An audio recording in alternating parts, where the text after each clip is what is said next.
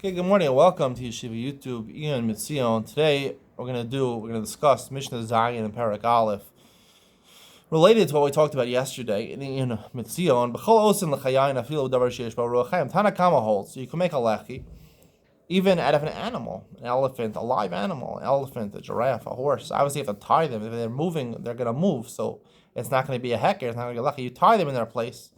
You took them out of the zoo. You had a special permission to take them out of the zoo. So you used them. You didn't have anything else to make for a post. You use a giraffe. It's okay. Riosi says you can't do it. Why does Riosi say you can't do it? So the Rav Avadia Bartanura says the Chayshin and Shevet Thomas. It might die while it's tied there, and it won't be 10 tefachim high. And even though Rabbi Yossi said yesterday it has to be 3 tefachim wide, a giraffe or an elephant or a horse or a cow, they probably are 3 tefachim wide, a lot more than 3 tefachim wide. The problem is they might die. Now, it seems according to Rabbi Yossi, even if they're still alive and they don't die on Shabbos, you put them there, it's not effective as a lechi. And you're not allowed to carry in that mavoi. You're not even allowed to carry inside the mavoi. Why? Why not? He said you need a heker mishum machitza. That's why it has to be 10 tvachim high and 3 tvachim wide. It has to be representative of a wall. So you should. It's not just enough, any strange thing to remind you that you're carrying now at the entrance of the mavoi, not to carry into the Shusharab. I mean, you need something that resembles a wall.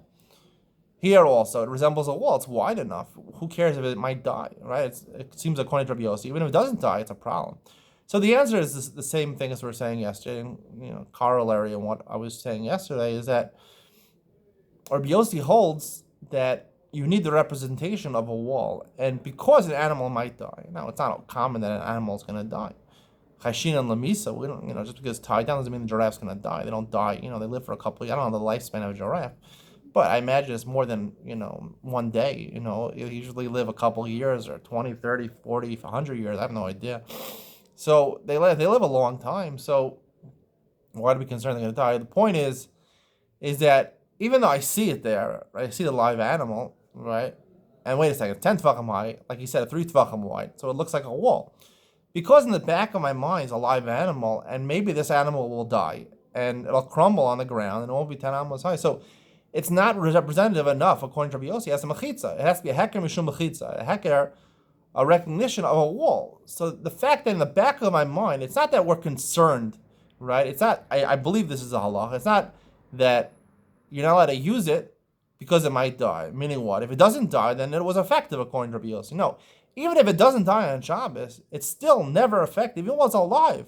Because in the back of your mind, it might die. And therefore, you don't think of it as a mechitza because you think of it, maybe it'll die and it'll fall over, and it won't be 10 tefachim high, and it won't be mechitza, it won't be representative of a wall. According to the Rabbanan, right, it's not just that they're, right, lo chashin and lamisa.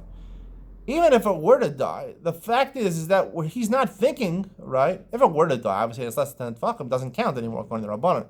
We're talking about we're living through the entire Shabbos. The point is that it's still a heker, right? It's still a heker because it's something strange, right? They don't need it to be a heker or a machitza. It's something strange over here. So you're going to say, wait a second, what is this animal doing over here at the entrance of this mabwa? Wait, this is the exit of the private street to the public street. So I shouldn't carry, be reminded how to carry from here, from the mabwa to the public street, which is Yachid, which is Rabim. So therefore, I'll be reminded of it.